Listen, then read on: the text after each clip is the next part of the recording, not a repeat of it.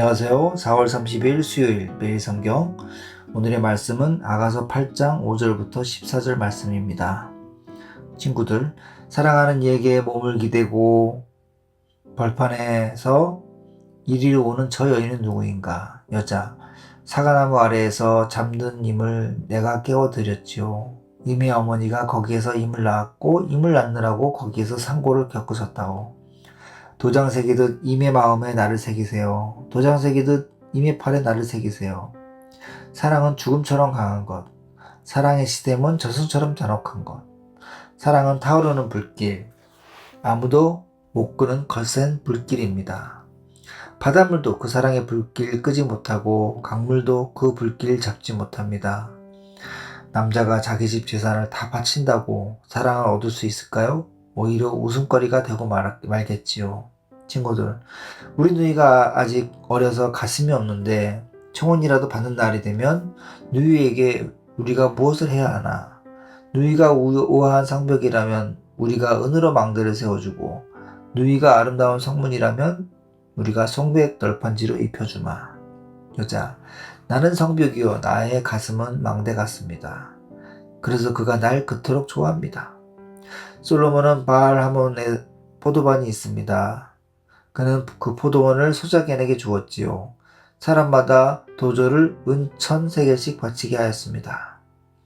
나에게도 내가 받은 포도밭이 있습니다. 솔로몬 임금님, 1,000세겔을 임금님의 것이고 200세겔은 그 밭을 가꾼 이들의 것입니다. 남자, 동산에 사는 그대, 동무들이 귀를 기울이니 그대의 목소리를 들려주오. 여자, 이미여 노루처럼 빨리 오세요. 향내 그윽한 이 산에 어린 사슴처럼 빨리 오세요. 아가서는 신랑과 신부의 사랑 이야기로 시작하지만 그 깊은 의미는 하나님과 성도, 곧 그리스도와 교회 사이의 사랑을 비유적으로 담고 있습니다. 오늘 우리가 묵상하는 8장은 그 여정의 결론이고 성숙한 사랑과 마지막 시대를 살아가는 성도의 태도에 대해서 말해주는 귀한 말씀입니다. 6절 보면 도장 새기듯 임의 마음에 나를 새기세요. 도장 새기듯 임의 팔에 나를 새기세요. 사랑은 죽음처럼 강한 것. 사랑의 시댐은 저승처럼 잔혹한 것. 사랑은 타오르는 불길. 아무도 못 끄는 거센 불길입니다. 이 말씀은 두 가지를 상징하고 있습니다. 첫째, 도장은 구약시대의 소유와 언약의 상징입니다. 마음에 새긴다는 것은 전적인 헌신과 내적인 소속을 의미하고, 팔에 새긴다는 것은 행동과 사역의 차원에서 하나님의 소유임을 나타냅니다. 두 번째로, 사랑은 죽음보다 강하고 여호와의 불같다고 표현합니다. 죽음은 인간의 힘으로는 결코 이길 수 없는 절대적인 현실이지만 그보다 강한 것이 하나 있습니다. 이게 바로 하나님의 사랑입니다. 이 말씀은 예수 그리스도 십자가를 떠올리게 합니다. 죽음을 이긴 사랑, 우리를 끝까지 책임지는 사랑. 또 하나님의 사랑은 모든 것을 태웁니다. 식어버린 마음도, 포기하고 싶은 사명도, 무기력한 몸도 다 다시 타오르게 만듭니다. 이 불같은 사랑은 단순한 감정이 아니라 삶을 변화시키는 능력입니다. 또 이 사랑에는 시샘, 곧 질투가 있습니다. 인간적인 질투가 아닌 거룩한 질투입니다. 하나님은 질투하시는 하나님이십니다. 이 질투는 하나님의 전적인 소유를 지키기 위한 강렬한 의지이고 거룩한 사랑의 또 다른 모습입니다. 하나님은 우리가 다른 신을 섬기거나 마음이 세상으로 향할 때 질투하십니다. 왜냐하면 우리는 그분의 것이기 때문입니다. 만일 여러분이 사랑하는 아내나 남편이 다른 여자나 남자를 사랑한다면 어떤가요? 온전한 부부라면 질투심이 일어난 것이 당연합니다. 그게 이해가 되거나 공감이 되어서 허락을 한다면 어떻게 될까요? 부부관계는 깨지게 됩니다. 이렇듯 질투는 사랑의 관계를 보호하는 소중한 마음입니다. 하지만 자기가 없는 것을 남이 가지고 있을 때 빼앗고 싶어하는 시기하는 마음은 조심해야 될 것 같습니다. 실제로 또 이렇게 이어집니다. 바닷물도 그 사랑의 불길 끄지 못하고 강물도 그 불길 잡지 못합니다. 물은 고난과 핍박을 상징합니다. 아무리 많은 시련이 몰려와도 이 사랑을 끄지 못합니다.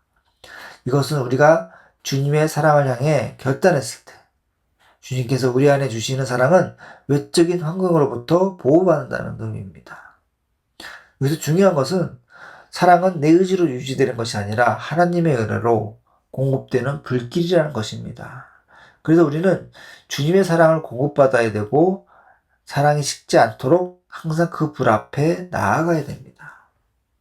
또 8절에 우리 누이가 아직 가슴이 어려서 가슴이 없는데 청혼이라도 받는 날이 되면 누이에게 우리가 무엇을 해야 하나. 8절부터 등장하는 어린 누이는 아직 성숙하지 않은 신자를 상징합니다. 가슴이 없다는 표현은 양육할 마음과 능력이 부족하다는 것을 의미합니다. 이때 성숙한 신부는 연약한 자를 품고 그들이 자라갈 수 있도록 고민하고 돕는 것입니다. 누이가 우아한 성복이라면 우리가 은으로 망대를 세워주고, 누이가 아름다운 성문이라면 우리가 성백 널판지를 입혀주마. 이것도 두 가지를 의미합니다. 첫 번째, 성벽은 대적을 막고 양을 보호하는 목자의 역할을 의미합니다. 둘째, 문은 불신자를 교환으로 인도하는 전도자의 역할입니다. 곧 신부는 이제 자기만을 위한 신앙을 넘어서 다른 이들을 돌보는 사역으로 나아가야 됩니다.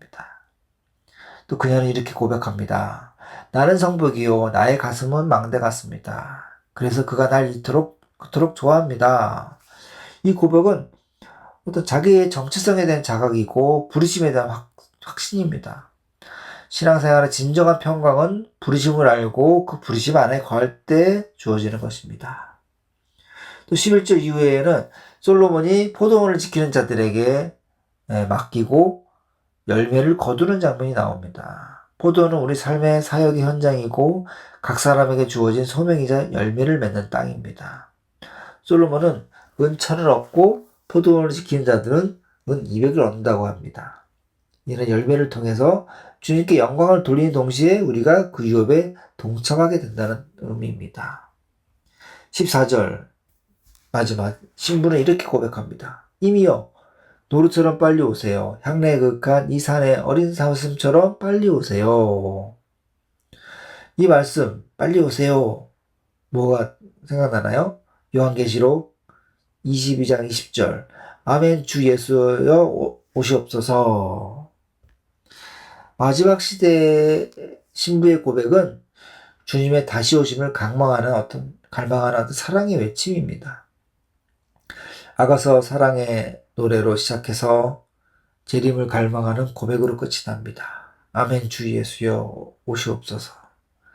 그리고 마지막 시대의 예배는 신부가 신랑을 향해 소리 높이게 하는 사랑의 외침입니다.